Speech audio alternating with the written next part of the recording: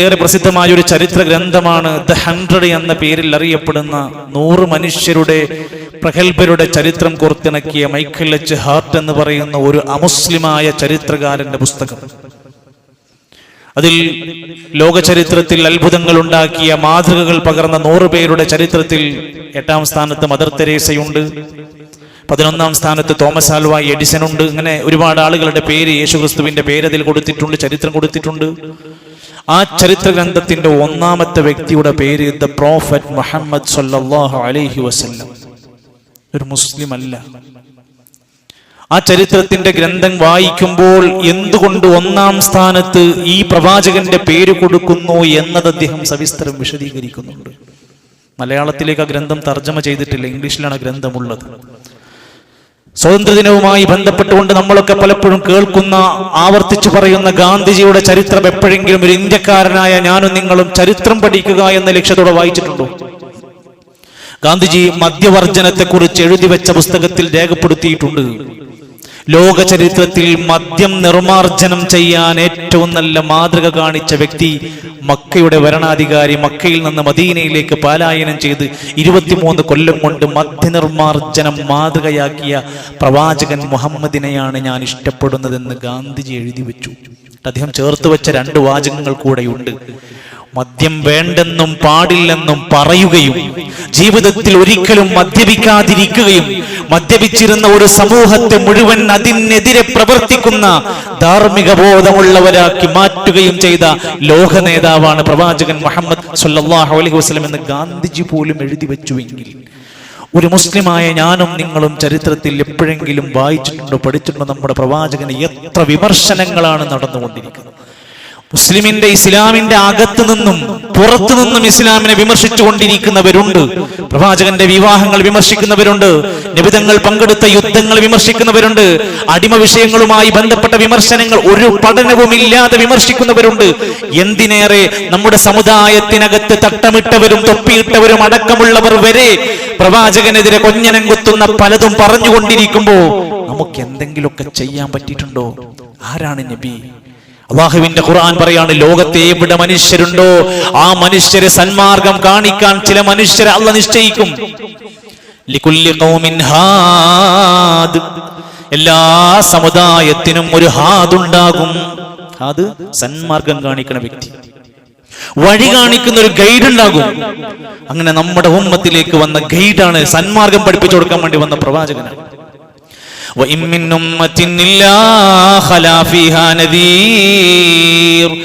എല്ലാ ഉമ്മത്തിലേക്കും സമുദായങ്ങളിലേക്കും ഒരു താക്കീതുകാരനെ പറഞ്ഞയച്ചിട്ടുണ്ട്. അങ്ങനെ വന്നൊരു താക്കീതുകാരനാണ് നമ്മുടെ നബി. നബിന്റെ മഹത്തരമായ ഗുണം വിശദീകരിക്കുന്ന സൂറത്തു തൗബ അവസാനിക്കുമ്പോ 129 ആയത്തുള്ള സൂറത്തു തൗബയുടെ അവസാനത്തെ തൊട്ട് മുമ്പത്തെ ആയത്ത് 128, ഒന്ന് മനസ്സറിഞ്ഞൊന്ന് വീട്ടിൽ പോയി വായിക്ക്, സ്വസ്ഥമായിട്ട് അർത്ഥം വെച്ചൊരിക്കലെങ്കിലും പഠിക്ക്. പ്രവാചക സ്നേഹം പഠിക്കേണ്ടുന്ന ഒരു പക്ഷേ റബീഉൽ അവ്വലിൽ നമ്മുടെ മനസ്സുകളിലേക്ക് ആകെ കൊണ്ടുപോകുന്നത് കുറെ പാട്ടും കുറെ ദഫും മുട്ടുകളും ഗാനങ്ങളും ചാടിക്കളികളും തുള്ളിച്ചാടലുമാണെങ്കിൽ യഥാർത്ഥത്തിൽ നമ്മുടെ നബിനെ പഠിക്കേണ്ടത് ഖുർആൻ എന്നാണ്. സൂറത്ത് തൗബയുടെ 128 ആയത്ത് ആരാ നബി എന്നറിയോ? ലഖദ് ജാഅകും റസൂലും മിൻ അൻഫുസികും, നിങ്ങളുടേതായ അവസ്ഥയിൽ നിങ്ങളിൽ നിന്നുള്ള ഒരു പ്രവാചകനെ നിങ്ങൾക്ക് തന്നിരിക്കുന്നു. എന്താണ് ആ നബിന്റെ ഗുണമെന്നറിയുമോ? അസീസുൻ അലൈഹി മാ അനിത്തും, ഈ ഉമ്മത്തിലുള്ള ഏതെങ്കിലും ഒരു മനുഷ്യനൊരു പ്രയാസം വരുന്നത് സഹിക്കാനാവാത്ത നബിയാണ്. എന്റെ ഉമ്മത്തിന് പ്രയാസം ഉണ്ടാകരുത്. നിസ്കാരം 50 വക്ത് പറഞ്ഞു, നബിതങ്ങൾ തിരിച്ചു ചെന്ന് അള്ളാഹിനോട് അനുവാദം ചോദിച്ചു, കുറച്ചു തരാൻ പറ്റുമോ? എന്തുകൊണ്ട്? എന്റെ ഉമ്മത്തിന് പ്രയാസമാണ് അല്ലാഹ്. 5 നേരം വുളു ഉണ്ടാക്കുന്നതിന്റെ കൂടെ മിസ്വാക്ക് ചെയ്യണമെന്ന് നബിക്ക് ഇഷ്ടമുണ്ട്, ആഗ്രഹമുണ്ട്. എന്റെ ഉമ്മത്തിന് അത് പ്രയാസമാകില്ലായിരുന്നുവെങ്കിൽ നിർബന്ധമാക്കുമായിരുന്നു. എന്റെ ഉമ്മത്തിന് പ്രയാസമുള്ളതൊന്നും ഉണ്ടാകരുതെന്ന് വല്ലാതെ കൊതിച്ച ഒരു പ്രവാചകനാണ്. ഹരീസും ബിൽ മുഅ്മിനീൻ, മുഅ്മിനീങ്ങളുടെ കാര്യത്തിൽ അതീവ താല്പര്യമുള്ള വ്യക്തിയാണ്. മുഅ്മിനീങ്ങൾക്ക് വേണ്ടി വല്ലാത്ത താല്പര്യം കാണിക്കുന്ന വ്യക്തിയാണ്. റഊഫുർ റഹീം, അങ്ങേയറ്റത്തെ ദയാലുവായ കാരുണ്യമുള്ള പ്രവാചകനാണ്. സുഹൃത്തുക്കളെ, ഈ പ്രവാചകൻ യുദ്ധക്കുതിയനാണോ? ഈ പ്രവാചകനെ പെണ്ണിന്റെ പേര് പറഞ്ഞ്, വിവാഹങ്ങളുടെ പേര് പറഞ്ഞ് ആക്ഷേപിക്കാൻ വല്ല ചരിത്രപരമായ തെളിവുകൾ നിങ്ങളുടെ കയ്യിലുണ്ടോ? ഞാനും നിങ്ങളുമൊക്കെ സോഷ്യൽ മീഡിയയിലും മൊബൈൽ ഫോണിലും ഒക്കെയായി വിരഹിച്ചുകൊണ്ടിരിക്കുകയാണ്. നമ്മുടെ എപ്പോഴെങ്കിലും ഒരു മെസ്സേജോ ഒരു വീഡിയോയോ നമ്മുടെ പ്രവാചകനെതിരെ വിമർശനങ്ങൾ വന്നപ്പോൾ ഷെയർ ചെയ്തിട്ടുണ്ടോ? അത്തരം ഒരു പ്രോഗ്രാമെങ്കിലും നമ്മൾ കണ്ടിട്ടുണ്ടോ? അത്തരം ഒരു മെസ്സേജ് നമ്മുടെ ഫോണിൽ നിന്ന് ഒരാൾക്ക് അയച്ചു കൊടുത്തിട്ടുണ്ടോ? നമ്മൾ എന്താണ് ഇതിനെ ഏറ്റെടുക്കാത്തത്? ഈ വിമർശനങ്ങൾക്കുള്ള മറുപടി നമ്മളാണ്. അത് നമ്മുടെ ഉത്തരവാദിത്തമാണ്. അള്ളാഹുവിന്റെ ഖുർആൻ നോക്കൂ നിങ്ങൾ. പ്രവാചകന്മാർക്കിടയിൽ നിന്നൊരു ഉന്നതമായ സ്ഥാനം കൊടുക്കുകയാണ്. യാ നൂഹ്, അള്ളാഹുവിന്റെ ഖുർആനിൽ അള്ളാഹ് വിളിച്ചിട്ടുണ്ട് നൂഹേ. യാ മൂസ വിളിയുണ്ട്, യാ ഇബ്രാഹിം വിളിയുണ്ട്, യാ മുഹമ്മദ് എന്ന ഖുർആനിൽ എവിടെയും പരാമർശമില്ല. മറിച്ച് അല്ലാഹ് പോലും ഖുർആനിൽ വിളിക്കുന്നത് യാ അയ്യുഹർ റസൂൽ, റസൂലേ. പിന്നെ ബാക്കി പറയുള്ളൂ. യാ അയ്യുഹൻ നബിയു, നബിയേ എന്നാണ് വിളിക്കുന്നത്. ഒരു പ്രത്യേക ബഹുമതി ആണ് അള്ളാഹുവിന്റെ പ്രവാചകൻ സല്ലല്ലാഹു അലൈഹി വസല്ലം ഖുർആൻ വരെ കൊടുത്തിരിക്കുന്നത്. ആ പ്രവാചകനെ പറ്റി അള്ളാഹുവിന്റെ ഖുർആൻ പറയാണ്, വ ഇന്നക ലഅലാ ഖുലുഖിൻ നദീം. നബിയേ, നിങ്ങൾ മഹത്തായ സ്വഭാവത്തിന്റെ ഉടമയാണ്. ഒരു ദുസ്വഭാവവുമില്ല, ഒരു ദുശ്ശീലവുമില്ല, ഒരു വേണ്ടാത്ത വർത്തമാനമില്ല, ആളുകളെ തമ്മിൽ തല്ലിക്കുന്ന പരിപാടിയില്ല, വെറുതെ തർക്കിച്ച് നടക്കുന്ന പരിപാടിയില്ല, ഇസ്ലാമിന് എതിരായുള്ള ഒരു പ്രവർത്തനങ്ങളും വരാത്ത സ്വഭാവ മഹിമയുള്ള പ്രവാചകരാണ് നബിയേ എന്ന് അള്ളാഹുവിന്റെ ഖുർആനാണ് സർട്ടിഫിക്കറ്റ് കൊടുക്കുന്നത്. എന്നിട്ട് നമ്മളോട് പറയാണ്, നിങ്ങൾ എന്താ ചെയ്യേണ്ടത്? നബി നിങ്ങൾക്ക് മാതൃകയാണ്. എന്ത് കാര്യത്തിലും നിങ്ങൾ ഏറ്റെടുക്കണം. ലഖദ് കാന ലക്കും ഫീ റസൂലില്ലാഹി ഉസ്വത്തുൻ ഹസന. നിങ്ങളുടെ പ്രവാചകനിൽ നിങ്ങൾക്ക് ഉത്തമമായ മാതൃകയുണ്ട്. എന്ത് കാര്യം എടുത്തോ, നിങ്ങൾക്ക് ഉത്തമമായ മാതൃകയുണ്ട്. ആർക്കാണ് ആ മാതൃക സ്വീകരിക്കാൻ കഴിയുക എന്നറിയുമോ? ലിമൻ കാന യർജുല്ലാഹ വൽ യൗമിൽ ആഖിർ. പരലോകത്തിലും അല്ലാഹുവിലും വിശ്വസിക്കുന്ന ആളുകൾക്ക് ഇതിൽ മാതൃകയുണ്ട്. വദക്കറല്ലാഹ കസീറാ. അല്ലാഹനെ ധാരാളമായി ഓർക്കുന്നവർക്കും ഈ നബിയിൽ ഒരുപാട് മഹിതമായ മാതൃകയുണ്ട്. നമുക്കുള്ളതാണ്. സഹോദരങ്ങളെ, നമുക്ക് പറയാൻ കഴിയണം, നബി സല്ലല്ലാഹു അലൈഹി വസല്ലം 11 വിവാഹം കഴിച്ചിട്ടുണ്ട്. ശരിയാണ്. നബി സല്ലല്ലാഹു അലൈഹി വസല്ലം പ്രായം വളരെ കുറഞ്ഞു പോയ ആയിഷ ബീവിനെ കല്യാണം കഴിച്ചിട്ടുണ്ട്. ശരിയാണ്. എന്നാൽ ആയിഷ ബീവിയുടെ വിവാഹത്തിന്റെ പേര് പറഞ്ഞ് വിമർശിക്കുന്നവരോട് തിരിച്ചു ചോദിക്കണം, ആയിഷ ബീവിയെ കല്യാണം കഴിപ്പിച്ചു കൊടുത്ത വലിയ അബൂബക്കർ സിദ്ദീഖ് റളിയല്ലാഹു അൻഹുവാണ്. ഒരു പരാതി എവിടെയെങ്കിലും ചരിത്രത്തിലുണ്ടോ? വിവാഹത്തിന് നിന്നുകൊടുത്തത് ആയിഷ ബീവിയല്ലേ? പിന്നീട് നബിതങ്ങളുടെ കൂടെ ജീവിച്ച ആ കൊല്ലങ്ങളിൽ 18ാമത്തെ വയസ്സിലാണല്ലോ നബിതങ്ങള് ആ വഫാത്താകുന്ന. ആയിഷ ബീവിക്ക് 18 വയസ്സാ. ഈ കൊല്ലത്തിനിടയ്ക്ക് എപ്പോഴെങ്കിലും ഒരു പ്രയാസം നബിതങ്ങളിൽ നിന്നുണ്ടായതായി ആയിഷ ബീവി ചരിത്രത്തിൽ എവിടെയെങ്കിലും സംസാരിച്ചിട്ടുണ്ടോ? ഇല്ല. നബിതങ്ങൾ മരിക്കുന്ന സമയത്ത് 9 ഭാര്യമാർ ഹയാത്തിലുണ്ടായിരുന്നു. ആരെങ്കിലും ഒരാൾ എന്നോട് അനീതി കാണിച്ചു, എന്നെ സ്നേഹിച്ചില്ല, എന്നെ പരിഗണിച്ചില്ല എന്നൊരു പരാതി ഉണ്ടായിരുന്നു? ഇല്ല. സുഹൃത്തുക്കളെ, നമുക്ക് 1 ഭാര്യയായിരിക്കാം, 2 ഭാര്യയായിരിക്കാം, മാക്സിമം നമുക്ക് 4 ഭാര്യമാരാണ് ഇസ്ലാം അനുവദിച്ചു തന്നത്. എപ്പോ നീതിയോടെയുള്ള ആ ജീവിത വ്യവസ്ഥക്ക് വേണ്ടിയാണ് അത് പറഞ്ഞിരിക്കുന്നത്. സഹോദരങ്ങളെ, ആ ഭാര്യയോടുള്ള നമ്മുടെ പെരുമാറ്റം എന്താ? നമുക്ക് മാതൃക ഉണ്ട് എന്നാ പഠിപ്പിച്ചത്. തിരിഞ്ഞു നോക്കാത്ത, അവരുടെ ചെലവിന് കൊടുക്കാത്ത, അവരോട് മോശമായി പെരുമാറുന്ന, അവരെ പരിഗണിക്കാത്ത മനുഷ്യരാണോ? നമുക്കെങ്ങനെയാണ് പ്രവാചക സ്നേഹം സംസാരിക്കാൻ പറ്റുന്നത്? ആയിഷ റളിയല്ലാഹു അൻഹയോടൊത്തുള്ള ജീവിതത്തെ കുറിച്ച് വിശദീകരിക്കുന്ന ഗ്രന്ഥങ്ങളിൽ കാണാൻ സാധിക്കും, നബിയെ പൂർത്തിയായി പൂർണ്ണമായി തൃപ്തിപ്പെട്ട ഭാര്യയായിരുന്നു ആയിഷ റളിയല്ലാഹു അൻഹ. നബി തങ്ങളുടെ വഫാത്തിന്റെ സമയത്ത് പോലും ആയിഷ ബീവിന്റെ വീട്ടിൽ താമസിക്കാൻ നബി തങ്ങൾ ചോദിച്ച അനുവാദം ചോദിക്കുന്നുണ്ട്. നബി തങ്ങളുടെ കൂടെ 2 തവണ ഓട്ട മത്സരം നടത്തിയിട്ടുണ്ട്. അതിന്റെ ഒരു പ്രത്യേക സാഹചര്യങ്ങൾ ഉണ്ടായിരുന്നു. ഈ നിലക്ക് എല്ലാ കാര്യത്തിലും ആയിഷ ബീവിക്ക് പ്രത്യേകമായ പരിഗണന പോലും നബി തങ്ങൾ കൊടുത്തിട്ടുണ്ട്. ഒരിക്കൽ പോലും ആയിഷ ബീവി ഒരു എതിരഭിപ്രായമോ പരാതിയോ പറഞ്ഞതായി കാണാൻ സാധ്യമല്ല. ഓരോ ഭാര്യ വിചാരിക്കണം എന്തറിയോ, എന്നോടാണ് നബിക്ക് ഏറ്റവും സ്നേഹം. ഓരോരുത്തരും അങ്ങനെ ചിന്തിച്ചിരുന്നത്. അതിന് ആ ഒരു പ്രത്യേകമായി അല്ലാഹു തആല ആ പ്രവാചകന് ഖാസ്സായി മാത്രം കൊടുത്തൊരു സവിശേഷതയാണ്. സഹോദരങ്ങളെ, നബി സല്ലല്ലാഹു അലൈഹി വസല്ലമ തങ്ങൾ മക്കളോട് കാണിച്ച മര്യാദ എന്തായിരുന്നു? നമ്മൾ പഠിക്കേണ്ട, പകർത്തണ മാതൃക ഉണ്ടെന്നാണല്ലോ പറയണത്. ഇന്ന് പുതിയ കാലഘട്ടത്തിൽ മക്കൾ പീഡനം അനുഭവിക്കേണ്ടി വരുന്ന പുതിയ കാലഘട്ടം. വാപ്പാന്റെക്കെന്ന് ഉമ്മാന്റെക്കെന്ന് മക്കൾ പീഡിപ്പിക്കപ്പെടുക, മക്കൾ ഗർഭിണികളാവുക. വായിക്കും, ആരൊക്കെയാണ് പ്രതികളെന്ന് വായിച്ചു നോക്ക് നിങ്ങൾ. അനീതി കാണിക്ക മക്കളോട്. അതോടൊപ്പം തന്നെ ഒട്ടനേകം ചൂഷണങ്ങൾക്ക് അവരെ വിധേയരാക്കുക. ധാരാളക്കണക്കിന് ഉപദ്രവങ്ങൾ വരുത്തി വെക്കുന്നവരെ നമ്മുടെ പ്രവാചകൻ നിങ്ങൾക്ക് മാതൃക ഇതിലൊന്നുമല്ല. ഇസ്ലാമിന്റെ ഏറ്റവും സുന്ദരമായ മുഖം പഠിപ്പിച്ചു തരിക, വളരെ വിവേകത്തോടെ മാന്യമായ പ്രവാചകന്റെ മാതൃകാ സ്വഭാവമായിരുന്നു മക്കളോട്. ഏതൊരു പിതാവിനും മാതാവിനും റസൂലിന്റെ മാതൃകയുണ്ട് ഈ വിഷയത്തിൽ. അതിനാൽ മഹദി ഫാത്തിമ റളിയല്ലാഹു അൻഹാ നബി സല്ലല്ലാഹു അലൈഹി വസല്ലമക്ക് ഏറെ ഇഷ്ടമുണ്ടായിരുന്ന ഒരു മകളല്ലേ. കൂടുതൽ നമുക്കറിയാൻ സാധിക്കും. വഫാത്തിന്റെ സമയത്ത് വരെ നമുക്ക് ചെറിയ പ്രായത്തിലൊക്കെ മക്കളോട് ഭയങ്കര സ്നേഹമായിരിക്കുമല്ലോ അല്ലേ. എന്നാൽ തന്റെ വയസ്സിന്റെ 63ാമത്തെ വയസ്സിൽ വഫാത്തിന്റെ നിമിഷങ്ങൾക്ക് മുമ്പ് തന്റെ പ്രിയപ്പെട്ട മകൾ ഫാത്തിമ ബീവിനെ അടുത്തേക്ക് വിളിച്ചിട്ട് സംസാരിക്കുന്നുണ്ട്. ഫാത്തിമ, വാപ്പാക്ക് വേദനിക്കുന്നുണ്ട്, വാപ്പ മരിക്കാണോ എന്ന് തോന്നിപ്പോകുന്നുണ്ട്. തന്റെ സങ്കടങ്ങൾ മകളോട് തുറന്നു പറയുന്നുണ്ട്. മകൾ വല്ലാതെ വിഷമത്തോടെ കരയുന്നുണ്ട്. കുറച്ചു സമയങ്ങൾക്ക് ശേഷം മകളെ ഒന്നുകൂടി അടുത്തേക്ക് വിളിക്കുന്നുണ്ട്. ഫാത്തിമ, അങ്ങോട്ട് വാ എന്ന് പറഞ്ഞ് വിളിച്ചിട്ട് പറയാണ്, ഫഅഖ്ബറനീ അന്നീ അവ്വലു മൻ യത്ബഉഹു മിൻ അഹ്ലി. ഇനി ഞാൻ മരിച്ചാൽ എന്റെ ഖബറിന്റെ ചാരത്തേക്ക് എന്റെ കുടുംബത്തിൽ നിന്ന് ആദ്യം വരുന്നത് നീയായിരിക്കും.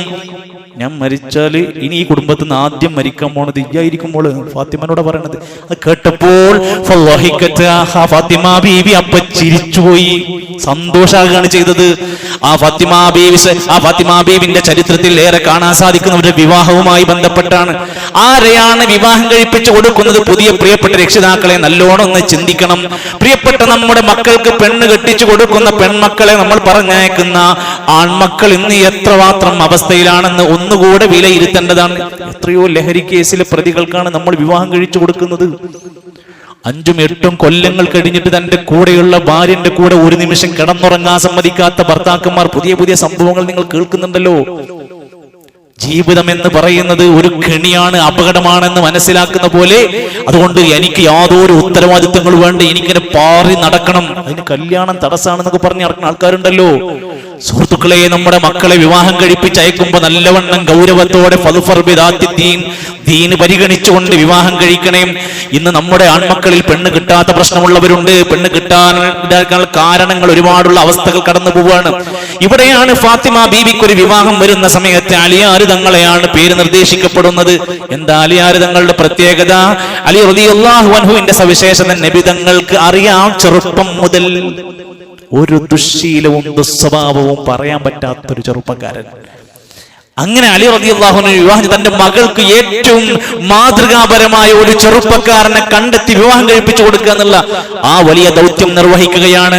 അലി റളിയല്ലാഹു അൻഹുവും ഫാത്തിമ ബീവിയും കിടന്നിറങ്ങുന്ന റൂമിൽ വരികയാണ്. നമ്മുടെ കണ്ണൂരുള്ള അറുണ്ടല്ലോ, ഈ അറയിലേക്ക് എപ്പോഴെങ്കിലും വാപ്പ ചെന്ന് വാതിൽ മുട്ടിയിട്ടുണ്ടോ? സുബഹിക്ക് എണീക്കാത്ത പുയ്യാപ്പിളനെ എപ്പോഴെങ്കിലും നിങ്ങൾ പോയി വിളിച്ചിട്ടുണ്ടോ? നിങ്ങൾ എത്ര പണം തന്നിട്ടെന്താ? നിങ്ങൾ എത്ര ചോറ് കൊടുത്തിട്ടെന്താ? തന്റെ പ്രിയപ്പെട്ട മകളുടെ കൂടെ കിടക്കുന്ന മനുഷ്യൻ പള്ളി പോണില്ലെങ്കിൽ ഇനി എത്ര കോടികൾ നിങ്ങൾ ചെലവാക്കിയിട്ട് എന്താ കാര്യം? നമ്മുടെ കൂടെ കിടക്കുന്ന മകളുടെ കൂടെ കിടക്കണം നിസ്കരിക്കണില്ലെങ്കിൽ. നമ്മുടെ മകൾ നമസ്കരിക്കാറുണ്ട്. ഫാത്തിമ ബീവിന്റെ അടുത്തേക്ക് ചെല്ലുകയാണ്. അലിയാർ തങ്ങളുടെ വാതിൽ മുട്ടാണ്. എന്ത്? നിസ്കാരത്തിന് വിളിച്ചുണർത്താൻ ഒരു വാപ്പ പോവുകയാണ്. കല്യാണം കഴിഞ്ഞ കയ്യൂല ബാധ്യത. അവസാനിച്ചില്ല. അവർ തമ്മിൽ ഒരു ദാമ്പത്യത്തിൽ ഒരു ചെറിയ പ്രയാസം ഉണ്ടായി. ഇടയ്ക്കൊരു പിണക്കങ്ങൾ ഉണ്ടായി. നോക്കൂ നിങ്ങൾ, ഇത്രയും മാതൃകയുള്ള ആ സ്വഹാബ വനിതകളുടെ ജീവിതത്തിൽ, നിബിതങ്ങളുടെ കുടുംബത്തിൽ ജീവിക്കുന്നവർക്കിടയിൽ വരെ പിണക്കങ്ങൾ ഉണ്ടായിട്ടുണ്ടെങ്കിൽ ഇത് സ്വാഭാവികമാണെന്നർത്ഥം.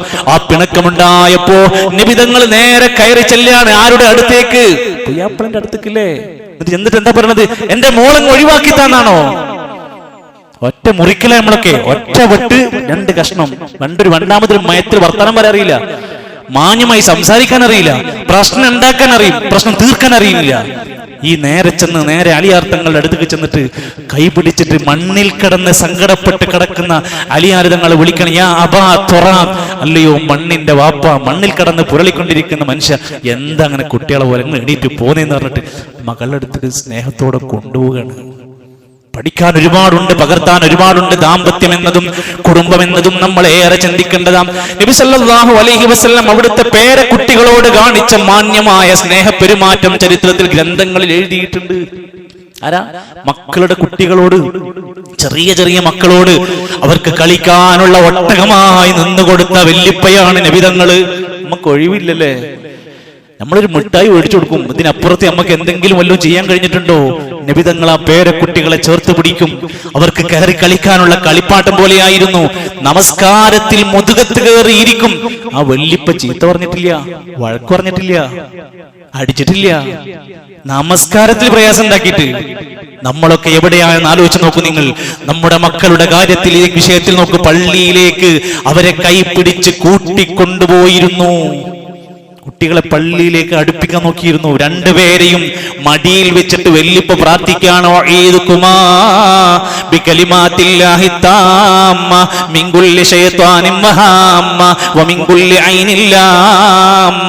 കണ്ണേറിൽ നിന്ന്, ദുഷിച്ച കണ്ണുകളിൽ നിന്ന്, ശൈത്താന്റെ ശർറുകളിൽ നിന്ന് അള്ളാന്റെ കലിമത്ത് വെച്ചതാ നിങ്ങൾക്ക് രണ്ടുപേർക്കും വേണ്ടി ഞാൻ അള്ളാഹിനോട് കാവല് ചോദിക്കുന്നു. കണ്ണേറില്ല, സിഹറില്ല എന്നൊക്കെ പറയാൻ എളുപ്പ. ഇല്ലാത്ത കാര്യത്തിന് നബി തങ്ങൾ പ്രാർത്ഥിക്കുമോ? ദുഷിച്ച കണ്ണുകളുടെ ശർറുകളിൽ നിന്ന് കാവല് ചോദിച്ചത് എന്റെ മക്കളുടെ പേരക്കുട്ടികൾക്ക് വേണ്ടി പ്രാർത്ഥിക്കാം. ഹസൻ റളിയല്ലാഹു അൻഹുവിന് വേണ്ടി പ്രത്യേകം പ്രാർത്ഥിക്കാൻ, അല്ലാഹുമ്മ ഇന്നി യുഹിബ്ബു, അല്ലാഹുവേ ഞാൻ ഇവനെ നന്നായി സ്നേഹിക്കുന്നുണ്ട്. ഫഹിബ്ബ, നീയും അവനെ സ്നേഹിക്കണം. അല്ലാഹ് വഹിബ്ബ മൻ യുഹിബ്ബ, അവനെ സ്നേഹിക്കുന്നവരെയൊക്കെ നീ സ്നേഹിക്കണം. പേരക്കുട്ടികൾക്ക് വേണ്ടി പ്രാർത്ഥിക്കുക. മകൾ സൈനബ ബീവിന്റെ മകളായിരുന്ന ഉമാമ, പൊന്നുമോള്, ചെറിയ മോള്, കയ്യിലെടുത്തിട്ട് നബി നമസ്കരിച്ച രംഗം ഹദീസിലുണ്ട്. കരഞ്ഞുകൊണ്ടിരിക്കുന്ന കുട്ടിനെ പിടിച്ച് നിസ്കരിച്ച രംഗം ഹദീസിലുണ്ട്. പേരക്കുട്ടികളോട് സ്നേഹത്തിന്റെ നിറകുടമായിരുന്നു. കഠിനഹൃദയരായ വല്യപ്പമാരൊക്കെ ചിന്തിക്കണം. വീട്ടിൽ പ്രശ്നമുണ്ടാക്കുന്ന കുട്ടികളെ മനസ്സിലാക്കാൻ കഴിയാത്ത, അവരുടെ കളികൾ ഉൾക്കൊള്ളാൻ കഴിയാത്ത, അവരുടെ കുറുമ്പുകളും വാശികളും അവരുടെ അനുസരണക്കേടും ഉൾക്കൊള്ളാൻ കഴിയാത്ത മക്കളൊരു ശല്യമായി ചിന്തിക്കുന്ന വല്യപ്പമാരെ നമ്മളെ നബിനൊന്ന് പഠിക്കണം കേട്ടോ. നബി തങ്ങൾ ഒരുപാട് മാതൃക പഠിപ്പിച്ചു തന്നു. എല്ലാ കുട്ടികളോടും സ്നേഹത്തിന്റെ, വാത്സല്യത്തിന്റെ പെരുമാറ്റമായിരുന്നു. നിസ്കാരത്തിന് വേണ്ടി കൈകെട്ടിക്കഴിഞ്ഞാൽ പിറകിലിരിക്കുന്ന സ്ത്രീകളിൽ നിന്ന്, കുട്ടികളിൽ നിന്ന് കരച്ചിൽ കേട്ടാൽ നിസ്കാരത്തിന്റെ ദൈർഘ്യം കുറക്കുമായിരുന്നു. എത്രക്ക് പ്രാധാന്യമുണ്ട് നമസ്കാരത്തിന്. ആ നമസ്കാരത്തിൽ വരെ ബാക്കിലിരിക്കുന്ന ഒരു കുട്ടിയുടെ കരച്ചിൽ കേൾക്കുമ്പോൾ ആയത്തങ്ങട് ചുരുക്കും. എന്റെ വാക്കല്ല, ഹബീബുനാ റസൂലുള്ളാഹി സ്വല്ലല്ലാഹു അലൈഹി വസല്ലമ തങ്ങൾ അവിടുന്ന് പറയുന്നുണ്ട്, ഇന്നി ലഅഖൂമു ഫിസ്സലാ, ഞാൻ നിസ്കരിക്കാൻ വേണ്ടി അങ്ങ് നിൽക്കും. ഉരീദു അൻ ഉതവ്വില, അല്ലാഹുവോട് ഒരുപാട് സംസാരിച്ച് ദീർഘമായി നിസ്കരിക്കാന്ന് വിചാരിക്കും. ഫിഹാ ഫഅസ്മഉ ബുകാ സബീ, പക്ഷേ ബാക്കിൽ കുട്ടികളുടെ കരച്ചിൽ ഇങ്ങനെ കേൾക്കാൻ തുടങ്ങിയാൽ ഫതജവ്വസു ഫീ സ്വലാത്തി, ഞാൻ എന്റെ നിസ്കാരം അങ്ങ് ചുരുക്കിക്കൊണ്ടുവരും. കറാഹിയത അൻ അശുഖ അലാ ഉമ്മി, ആ കുട്ടിയുടെ ഉമ്മാക്ക് എത്ര പ്രയാസമുണ്ടാകുമെന്ന് മനസ്സിലാക്കിയിട്ട്. കുട്ടി ഇങ്ങനെ കരയുമ്പോ ഈ കുട്ടിയെ പള്ളിക്ക് കൊണ്ടുവരുതേ എന്ന് പറയാനല്ല നമ്മളെ പണി. പള്ളിയിൽ വരുന്ന കുട്ടികളെ പരിഗണിക്കുകയായി നിസ്കരിക്കണ ഇമാമ് വരെയെങ്കിൽ നമ്മൾ അങ്ങനെയാണ് അതിനെ മനസ്സിലാക്കേണ്ടത് എന്നർത്ഥം. തന്റെ കൂടെയുള്ള പ്രിയപ്പെട്ട സ്വഹാബത്തിനോട്, അനുചരന്മാരോട് എന്തൊരു സ്നേഹമായിരുന്നു. നമ്മൾ നമ്മുടെ കൂടെയുള്ളവരോട് എങ്ങനെയാണ്? നമ്മുടെ കൂടെ ജോലി ചെയ്യുന്നവരോട് എങ്ങനെയാണ്? നമ്മുടെ ക്ലാസ്സിൽ പഠിക്കുന്ന വിദ്യാർത്ഥികളോട് നമ്മൾ എങ്ങനെയാണ്? നമ്മുടെ പ്രിയപ്പെട്ട നാട്ടുകാരോട് നമ്മൾ എങ്ങനെയാണ്? നമ്മൾ ഓരോരുത്തരും നമ്മളോട് ചോദിക്കുക, നമ്മൾ ആ പ്രവാചകന്റെ അനുയായികളാണ്. നബി സല്ലല്ലാഹു അലൈഹി വസല്ലം തന്റെ പ്രിയപ്പെട്ട അനുചരന്മാരോട് മൊത്തം ഇഷ്ടമായിരുന്നു. അവരിൽ കുറവുള്ളവരും കൂടുതലുള്ളവരും സ്നേഹമുള്ളവരും അടുപ്പുള്ളവരൊക്കെ ഉണ്ടായിരുന്നു. എല്ലാവരോടും നബി തങ്ങൾ അങ്ങേയറ്റത്തെ സ്നേഹത്തിലും ഇഷ്ടത്തിലുമായിരുന്നു. വലുപ്പ ചെറുപ്പം നോക്കാതെ സ്നേഹിക്കുന്നവർ. നമ്മൾ ചില ആൾക്കാരുണ്ട്, ഇങ്ങോട്ട് ചായ മേടിക്കുമ്പോൾ അങ്ങോട്ട് ചായ മേടിച്ചിട്ട്, ഈ വീട്ടിലേക്ക് വരുമ്പോൾ അങ്ങോട്ട് പോകും, ഇങ്ങോട്ട് കിട്ടിയാലും അങ്ങോട്ട് കൊടുക്കുക എന്നുള്ളതിനപ്പുറത്ത് എല്ലാവരോടും അങ്ങോട്ട് ചെന്നുകൊണ്ട് സംസാരിക്കുന്ന വലുപ്പ ചെറുപ്പല്ലാത്ത ബന്ധമായിരുന്നു. നബി സല്ലല്ലാഹു അലൈഹി വസല്ലം ഒരു നല്ല മാർദ്ദവമുള്ള ഒരു പുതപ്പ് ഒരാൾ സമ്മാനം കൊടുത്തു. നബിക്കത് ഭയങ്കര ഇഷ്ടമായി. ആ പുതപ്പ് ധരിച്ച നബി തങ്ങളെ കണ്ട സമയത്ത് ഒരു അനുയായി സഹാബി വന്ന് ചോദിക്കുകയാണ്, നബിയെ അതൊന്ന് എനിക്ക് തരാൻ പറ്റുമോ? അന്ന് കിട്ടിയ പുതിയ പുതപ്പ് അങ്ങ് ഊരിക്കൊടുത്ത് തന്റെ അനുയായിയുടെ ആവശ്യം സഹകരിച്ചു കൊടുക്കുന്ന ഒരു നേതാവിനെയാണ് നമ്മൾ ചരിത്രത്തിൽ കാണുന്നത്. എനിക്ക് എന്റെ പ്രിയപ്പെട്ടവരോട് ഇഷ്ടമുണ്ട് എന്ന് മനസ്സിൽ കൊണ്ടു നടക്കൽ മാത്രമായിരുന്നില്ല, എനിക്ക് നിങ്ങൾ ഭയങ്കര ഇഷ്ടമാണെന്ന് പറയുന്ന സ്വഭാവം ഉണ്ടായിരുന്നു നബി തങ്ങൾക്ക്. സല്ലല്ലാഹു അലൈഹി വസല്ലമയുടെ സ്വഹാബി മുആദ് റളിയല്ലാഹു അൻഹു വിളിക്കുകയാണ്, യാ മുആദ്, മുആദേ വല്ലാഹി പടച്ചോനാണ് സത്യം, ഇന്നി ലഉഹിബ്ബുക, എനിക്ക് നിന്നെ ഭയങ്കര ഇഷ്ടമാണ്. അള്ളാന്റെ മാർഗത്തിൽ, ദീനിന്റെ മാർഗത്തിലുള്ള ആ ഇഷ്ടത്തെ ഉള്ളിൽ കൊണ്ട് നടക്കൽ മാത്രമല്ല, അത് പ്രകടിപ്പിക്കും, പറയുകയും ചെയ്യുമായിരുന്നു. എന്തിനേറെ പ്രിയപ്പെട്ടവരെ, പരുഷമായി പെരുമാറാറുള്ള അറാബികൾ, നമ്മൾ കാട്ടറബികൾ എന്നൊക്കെ നമ്മുടെ നാട്ടിലെ ഭാഷയിൽ പറയും. അത്ര വലിയ സംസ്കാരങ്ങളും വലിയ അദബും വലിയ ഇൽമൊന്നും ഉണ്ടാവാത്ത കാട്ടറബികളായ അറാബികൾ നബി തങ്ങളുടെ അടുത്തേക്ക് വരും. അവർ വന്നാൽ തന്നെ സാധാരണ വിളിക്കുന്ന പോലെ മുഹമ്മദ് എന്നൊക്കെയാണ് ഉറക്കനെ വിളിച്ചിട്ട് സംസാരിക്കുക. അത് അവരുടെ ഒരു ശൈലിയും അവരുടെ അറിവില്ലായ്മയാണ്. അറാബികളായ മനുഷ്യന്മാർ വരെ ഒരു ദിവസം പള്ളിയിൽ കയറി വന്നിട്ട് വിവരമില്ലാത്ത ഈ ഒരു അറാബി വന്ന് പള്ളിന്റെ ഉള്ളിൽ മൂത്രമൊഴിക്കുക. ഒന്ന് ചിന്തിച്ചു നോക്കണം. കണ്ണൂർ ജില്ലയിലുള്ള നമ്മളൊരു പള്ളിന്റെ ഉള്ളിൽ ഏതെങ്കിലും ഒരു മനുഷ്യൻ വന്ന് മൂത്രമൊഴിച്ച അവിടുത്തെ അവസ്ഥ എന്തെങ്കിലും ചിന്തിച്ചു നോക്കി. എന്തായിരിക്കും നമ്മുടെ നാട്ടിലത്തെ അവസ്ഥ നടിച്ചു നോക്കി. റോഡിൽ കിടക്കുന്ന ഒരു വാഹനം മാറ്റിയിടുന്ന് പറഞ്ഞതിന്റെ പേരിലാണ് ഒരാളെ കൊന്നത്. വാഹനം ഒന്ന് മാറ്റിയിടുന്ന് പറയണത് പോലും താങ്ങാൻ പറ്റണില്ല. എന്തൊക്കെ വല്ലാത്ത അവസ്ഥയിലേക്ക് മനുഷ്യന്മാര്, ഒരു വിവേകവും പക്വതയും ഇല്ലാത്ത എടുത്തുചാട്ട പെരുമാറ്റമുള്ള കാലത്ത് അറാബിയായ മനുഷ്യൻ നിസ്കരിക്കണം പള്ളിൻ്റെ ഉള്ളിൽ വന്ന് മൂത്രയിക്കുമ്പോൾ സ്വഹാബത്തി എഴുന്നേറ്റിട്ട് അയാളെ ആട്ടി ഓടിക്കാൻ ശ്രമിച്ചു. സ്വാഭാവികമായി സംഭവിക്കാം. നബി സല്ലല്ലാഹു അലൈഹി വസല്ലമ തങ്ങൾ അവരോട് ജനങ്ങൾ അയാളെ ആട്ടി ഓടിക്കാൻ നോക്കി. നബി സല്ലല്ലാഹു അലൈഹി വസല്ലം നബി തങ്ങൾ തടുത്തു. കഴിഞ്ഞോട്ടെ, അയാളെ കാര്യം കഴിഞ്ഞോട്ടെ. വിസർജനം കഴിഞ്ഞപ്പോൾ അയാളോട് വൃത്തിയാക്കാൻ പറഞ്ഞില്ല.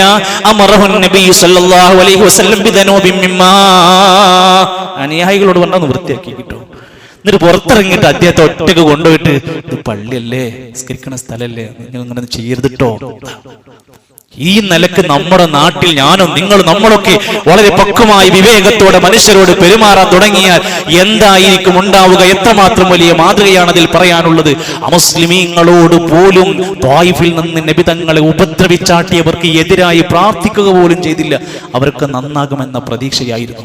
മക്കയിൽ നിരന്തരമായ 13 കൊല്ലം സ്വാതന്ത്ര്യമില്ലാത്ത ഒരുപാട് മർദ്ദനങ്ങൾ സഹിച്ച മക്കക്കാരെ തിരിച്ച് തല്ലാനും കൊല്ലാനും ഒരു യാത്രയും പുറപ്പെട്ടിട്ടില്ല. എന്തൊരു വല്ലാത്ത വിവേകം! ഒരു മനുഷ്യൻ ഇസ്ലാം സ്വീകരിക്കുന്ന ആദ്യത്തെ അബൂബക്കർ സിദ്ദീഖ് റളിയല്ലാഹു, പിന്നെ ഉമർ, പിന്നീട് അലി തങ്ങൾ, പിന്നീട് ഖദീജ ബീവി ഇങ്ങനെ കടന്നു വന്ന് അവസാനം 23 കൊല്ലം കഴിഞ്ഞപ്പോൾ 1.25 ലക്ഷം മനുഷ്യന്മാര് ഹജ്ജിന് പുറപ്പെടാനുണ്ടായിരുന്നുവെങ്കിൽ എവിടുന്നാണ് 20 കൊല്ലം കൊണ്ട് 23 കൊല്ലം കൊണ്ട് ഇത്രയും മനുഷ്യന്മാർ സ്നേഹിക്കുന്ന ഒരു നേതാവായി മാറാൻ എന്തുകൊണ്ടാ കഴിഞ്ഞത്? ഫബിമാ റഹ്മത്തിൻ മിനല്ലാഹി ലിൻത ലഹും വലൗ കുൻത ഫല്ലൻ ഗലീദൽ ഖൽബി ലം ഫല്ലൂ മിൻ ഹൗലിക്. നബിയെ, നിങ്ങൾ പരുഷ സ്വഭാവിയാണെങ്കിൽ, കഠിന ഹൃദയമുള്ള ആളാണെങ്കിൽ നിങ്ങളുടെ അടുത്ത് നിന്ന് ആളുകൾ ഒഴിഞ്ഞു പോകും. നമ്മളിരിക്കണം പള്ളിക്കാൾ വരൂല, നമ്മളെ കച്ചവട സ്ഥാപനത്തിൽ കാണൂല, നമ്മൾ ചിരിക്കൂല, മര്യാദക്ക് സംസാരിക്കൂല, നമ്മൾ പരുഷമായി കഠിന ഹൃദയനായി നടന്നാൽ നമ്മളടുത്ത ആള് വരൂല. നബി തങ്ങളോട് പറയാൻ, നബി നിങ്ങളിൽ നിന്ന് ആൾക്കാർ കൊഴിഞ്ഞു പോകും, സൂക്ഷിക്കണം എന്നാണ് വാക്കിനർത്ഥം. സുമാമ ഇസ്ലാം സ്വീകരിക്കുന്ന സംഭവ ചരിത്രം വായിക്കേണ്ടത്, വിശദീകരിക്കേണ്ട ഒരു ഹുതുബ ഒന്നിച്ചു പറയേണ്ട വിഷയ. സുമാമ എന്ന ഇസ്ലാമിന്റെ ശത്രുവിനെ കൈ കെട്ടിയിട്ട് പള്ളി കൊടുന്ന് കെട്ടിയിട്ട് 3 ദിവസം ഭക്ഷണം വെള്ളവും സാധനം കൊടുത്ത് സൽക്കരിച്ചു. എന്നിട്ട് ചോദിക്കുന്നുണ്ട്, സുമാമ നിനക്ക് എന്തെങ്കിലും മാറ്റമുണ്ടോ? അവിടുന്ന് 3 ദിവസം കഴിഞ്ഞിട്ട് കെട്ടഴിച്ച് വിടാൻ പറഞ്ഞു. അവനെ വിട്ടേക്ക് ഒന്നും ചെയ്യണ്ടെന്ന് പറഞ്ഞ് കെട്ടഴിച്ച് പുറത്തു വിട്ടപ്പോ സുമാമ പറഞ്ഞൊരു വാക്കുണ്ട്. ഇനി എന്താണ് ചെയ്യാനുള്ള പ്ലാൻ? അദ്ദേഹം പുറത്തു പോയി വെള്ളത്തിൽ നിന്ന് കുളിച്ച് വൃത്തിയായി പള്ളിയിൽ വന്ന് നബിന്റെ മുമ്പിലിട്ടിട്ട് ഷഹാദത്ത് കലിമ ചൊല്ലിയിട്ടൊരു വാക്ക് പറയുന്നുണ്ട്, നബിയെ, ഈ നാൾ വരെ എനിക്ക് ഏറ്റവും വെറുപ്പുള്ള സ്ഥലം മക്കയായിരുന്നു, അല്ലെങ്കിൽ താങ്കൾ താമസിക്കുന്ന മദീനയായിരുന്നു. ഇന്ന് എനിക്ക് ഏറ്റവും ഇഷ്ടം മദീനയായി. 3 ദിവസം കൊണ്ട് നബിയെ, എനിക്ക് ഈ ഭൂമി ലോകത്ത് ഏറ്റവും വെറുപ്പുള്ള മനുഷ്യൻ നിങ്ങളായിരുന്നു. ഇന്ന് എനിക്ക് ഏറ്റവും ഇഷ്ടം അങ്ങയോടാണ് നബിയെ. നബിയെ, എന്റെ ജീവിതത്തിൽ ഏറ്റവും പ്രയാസം നിറഞ്ഞ, ഏറ്റവും എനിക്ക് വെറുപ്പുണ്ടാക്കിയ മതം നിങ്ങളുടെ മതമായിരുന്നു. ഇന്ന് ഞാൻ ഏറ്റവും സ്നേഹിക്കുന്നത് നബി അങ്ങയുടെ മതത്തെയാണ്. ശത്രു പോലും ഇസ്ലാമിന്റെ ചാരത്തേക്ക് വന്നത് ആ പ്രിയപ്പെട്ട മുസ്ലിമീങ്ങളുടെ സ്വഭാവം കണ്ടിട്ട്. നമ്മുടെ കല്യാണപ്പേക്കൂത്തും നമ്മുടെ തോന്നിവാസങ്ങളും നമ്മൾ കാണിച്ചു കൂട്ടുന്ന നെറികേടുകളും കണ്ടിട്ട് ആരെങ്കിലും ഇസ്ലാമിനെ ആക്ഷേപിച്ചിട്ടുണ്ടെങ്കിൽ ആരെയാണ് കുറ്റം പറയാൻ കഴിയുക? നമ്മളിലേക്ക് തിരിച്ചു വരണം. നമ്മുടെ സ്വഭാവത്തിലേക്ക്, നമ്മുടെ സംസ്കാരങ്ങളിലേക്ക് തിരിച്ചു വരാൻ കഴിയണം. അതുകൊണ്ട് ഇസ്ലാമികമായ പ്രവാചകൻ സല്ലല്ലാഹു അലൈഹി വസല്ലമയുടെ മര്യാദകളെ ജീവിതത്തിലേക്ക് കൊണ്ടുവരാൻ ഏറ്റവും നല്ല അവസരമായി, പഠിപ്പിക്കാനുള്ള ചാൻസായി ഇന്ന് നമ്മുടെ നാടിന് നമുക്ക് കയ്യിൽ കിട്ടിയിരിക്കുകയാണ്. അള്ളാഹുവിന്റെ പ്രവാചകനെ ശരിക്കും വിശ്വസിക്കുക, നിബിതങ്ങൾ പറഞ്ഞതെല്ലാം സത്യമാണെന്ന് അംഗീകരിക്കുക, നിബിതങ്ങളുടെ ജീവിതത്തെ മുഴുവൻ പിൻപറ്റുക, ആ നബി സല്ലല്ലാഹു അലൈഹി വസല്ലമയെ നന്നായി സ്നേഹിക്കുക. നമ്മുടെ നാട്ടിൽ 3 തരം സ്നേഹക്കാരാണുള്ളത്. എന്റെ പ്രിയപ്പെട്ടവരെ, നമ്മുടെ പ്രദേശത്ത് 3 തരം പ്രവാചക സ്നേഹികളാണ് ഉണ്ടാവുക. ഒന്നാമത്തെ പ്രവാചക സ്നേഹം, കൊല്ലത്തിൽ ഒരിക്കൽ ഒരു ആഘോഷം നടത്തി, കുറച്ച് പാട്ടും പാടി, കുറച്ച് പായസം വിതരണം ചെയ്ത്, കുറച്ച് ദഫൊക്കെ കളിച്ച്, അങ്ങനെ ഒരു കൊല്ലം നബിനെ പറ്റി എന്തെങ്കിലുമൊക്കെ പറഞ്ഞ് പാടി, ഒരു സമ്മാനമൊക്കെ കൊടുത്ത് അങ്ങനെ പരിപാടി കഴിച്ചൊരു സ്നേഹം അവസാനിച്ചു. വേറെ പ്രത്യേകിച്ചൊന്നും പറയില്ല. അതാരെങ്കിലും ചെയ്യാതെ പോയാൽ അവരൊക്കെ ദീനിൽ നിന്ന് പുറത്തായി എന്നുള്ള അവസ്ഥയും പറഞ്ഞ് നടക്കുന്ന ഒരു സ്നേഹികൾ 90% വരുന്നത്. രണ്ടാമതൊരു പ്രവാചക സ്നേഹമുണ്ട് നമ്മുടെ നാട്ടിൽ. അവർ പ്രവാചകന്റെ മാതൃക പരമാവധി പിൻപറ്റാൻ ശ്രമിക്കും. അവർ ഇസ്ലാമിന്റെ അടയാളങ്ങൾ സൂക്ഷിക്കാൻ ശ്രമിക്കും. ഒരു ശരീരത്തിലും വേഷത്തിലും കുടുംബത്തിലും പരമാവധി നബിന്റെ സുന്നത്തുകൾ ഉണ്ടാക്കാൻ വേണ്ടി ശ്രമിച്ച് അങ്ങനെ 365 ദിവസം നബിനെ സ്നേഹിക്കും. മൂന്നാമതൊരു സംഘമുണ്ട് നമ്മുടെ നാട്ടിൽ. ഓലെ സംബന്ധിച്ചിടത്തോളം ആഘോഷിച്ചോട്ടെ, ആഘോഷിക്കാത്തവർ ആഘോഷിക്കണ്ട, ചെയ്യുന്നവര് ചെയ്തോട്ടെ, ചെയ്യാത്തവര് ചെയ്യണ്ട, നിങ്ങൾ എന്തിനാണ് എല്ലാത്തിലും ഇടപെടാൻ പോകണമെന്ന് പറഞ്ഞ് നല്ല നാട്ടിലെ നല്ല മീനി തഴയുന്ന നല്ല സ്നേഹം ഓല ആരോടും ഉണ്ടാൻ പോകില്ല. നമ്മുടെ നാട്ടിൽ നല്ല ശതമാനക്കാർക്ക് ഇഷ്ടമാണ് പോലെ. കാരണം എന്താ? ഓല ആരോടും ഒന്നും എതിർക്കൂല, നല്ല മനുഷ്യന്മാരാ. സുഹൃത്തുക്കളെ, ഇവിടെയാണ് ഇൻഷാല്ലാഹ് അടുത്ത ആഴ്ച നമുക്കത് പറയേണ്ടതുണ്ട്. യഥാർത്ഥത്തിൽ നമ്മളൊരു മനുഷ്യൻ എന്ന നിലക്ക് ഇത്രയും നേരം ഞാൻ വിശദീകരിച്ച ഈ പ്രവാചകൻ സല്ലല്ലാഹു അലൈഹി വസല്ലമയോടുള്ള എന്റെയും നിങ്ങളുടെയും വലിയ ബാധ്യതകളുണ്ട്.